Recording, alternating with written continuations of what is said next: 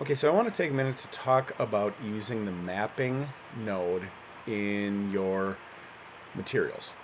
And so I've got my shading layout selected, and we can see my material. And what I want to do, and I do have the viewport shading set to material preview. So what I'm going to do is I'm going to Shift A, and I'm going to do a search for a checker texture, and we will apply that. I'll just run color to base, and we now get a nice checker. I can adjust the colors, of course. I can adjust the scaling. If I take it down to 1, well, we just get kind of nothing. And if I take it up to 2, if I put it at the default of 5, we get this. Okay, that's great. So we have some control, but maybe I want to rotate this. Maybe I want the checkers to be skinny and tall. Maybe any number of things. So let's take a look at that. What I'm going to do is I'm going to Shift A again, and I'm going to do a search for mapping. And I'm just going to run the vector to the vector. And I'm going to also, while I'm at it, do a search for something like a geometry node. And we'll run the position to the vector, and there we go. Now the nice thing about the mapping is that I have more precision as to what I can do. If I want to adjust the location, let's take the scaling here back down to like 2 or something so that it's a little easier to see what I'm doing.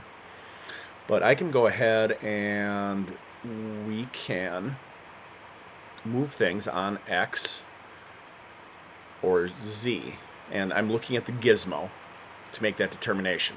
X or Z are going to be the primary things where I precisely move. I can also make changes on Y, but that's another thing that we can talk about in a few minutes. So that's great. The other thing, of course, is I can adjust the scaling here, and I can do it very specifically. If I want to just make this narrower, for example, I can push 2, select 2 for the scale, and now these are skinnier checkers.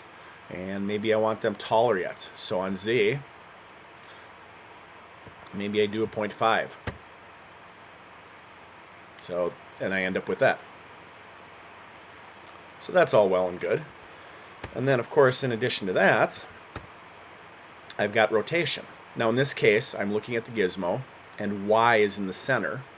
So Y is what I want to rotate to have clean control over this face, and it's really that simple. So I can get this nice 45-degree pattern, or 45-degree angle, and that's wonderful.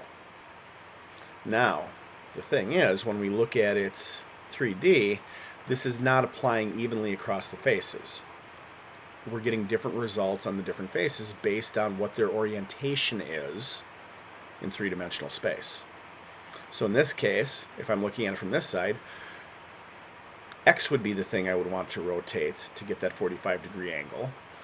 And Z and Y would be the things that I would do for location or scaling or what have you. But now here's the problem.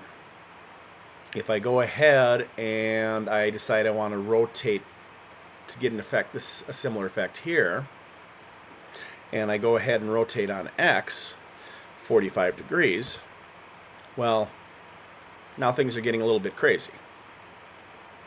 Likewise, if I try to do the same thing on Z, things get even crazier.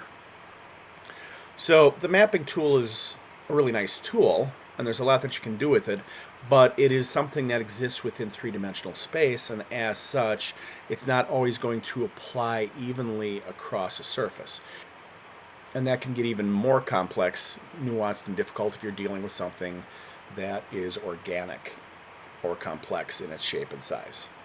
But the main thing is to just be aware of what this tool is and kind of how it works, and if you run into problems, well, this may well be one of the issues, is being aware of how a thing exists in three-dimensional space.